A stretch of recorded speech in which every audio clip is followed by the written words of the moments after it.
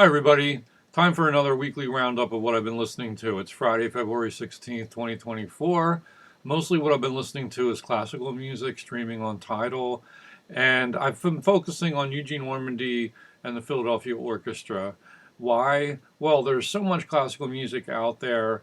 I need like a wedge, a way in, an angle. So I've just, lots of the times I restrict myself to my local hometown orchestra, which is the Philadelphia Orchestra. And, they're a great orchestra, so there's plenty out there. And because of these recent box sets that have been released on the Sony Legacy series, the mono recordings and the early stereo recordings, I've been taking interest in that, and a lot of that material, if not all of it, has been available for streaming. So here's what I found on Tidal, and I've been working my way through a lot of the mono releases.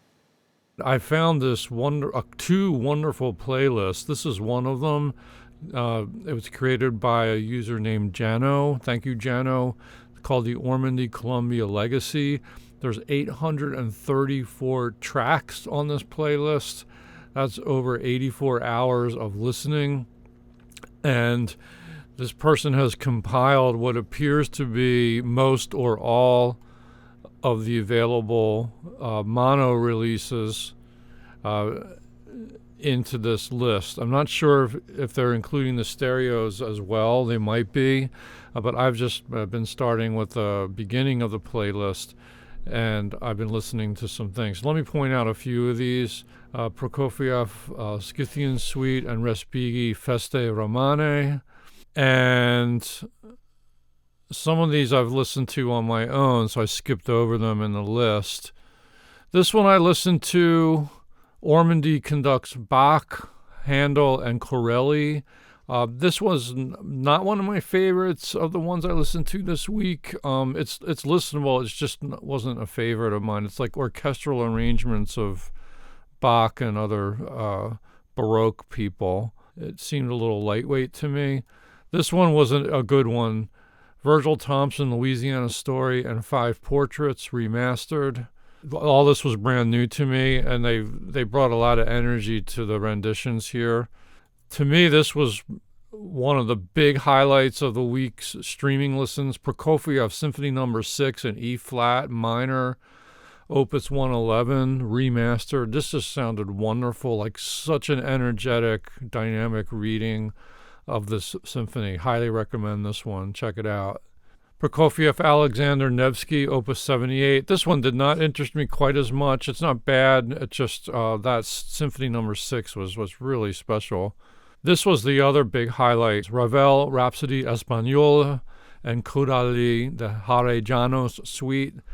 This one just sounded killer. Ormandy was friends with Sibelius and Rachmaninoff, and here they both appear on this release. Sibelius Finlandia and Rachmaninoff Preludes. There's the Prelude in C-sharp minor, G major, and G minor. Again, really nice. And then just this morning, I think I listened to this once before, but Brahms Symphony No. 3 in F major. This is in mono. Just sort of nicely brisk, just kind of, they run through it, and it sounds great. I don't know if it's my favorite Brahms third that I've heard, but it's up there. It's good. I would definitely revisit this one. So in addition to classical music, I did manage to listen to a CD. I got inspired by a Rick Beato interview I watched on Wednesday night with Brad Mehldau, the contemporary jazz pianist. I really respect that guy. And fascinating interview. You should watch it.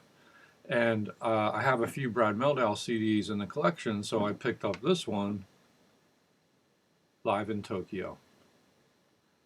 This album it was my first Brad Mehldau album, and I think I heard one or two tracks from it on the radio. WXPN Radio, which is the public radio station out of the University of Pennsylvania. They have a weekend show called Sleepy Hollow, which tends to play like gentle music on the weekend mornings. And I probably heard Someone to Watch Over Me. Maybe it was Riverman by Nick Drake. But I got intrigued by what I heard, and I wanted to check out this album, so I bought it new. It's just terrific stuff. It's solo piano before a live audience. It has a chamber music feel to it, and he's got an eclectic blend of styles. He does a couple Nick Drake songs and the Gershwin and like Thelonious Monk, and he even does Radiohead, Paranoid Android, and some of the songs are sort of ballad style or bluesy, and then others are like very kind of almost like prog, progressive, intricate, Bach-esque, like deep dives that are very immersive and mesmerizing. Brad Mehldau, what a pianist. Please do check out that Rick Beato interview. You won't be disappointed if you're a fan of jazz or Brad Mehldau. And that's about it. That's what I've been listening to. What have you been listening to? Let me know in the comments section. Thanks for checking the video out. I hope you subscribe and hit the notification bell and like the video. Appreciate it. Bye bye.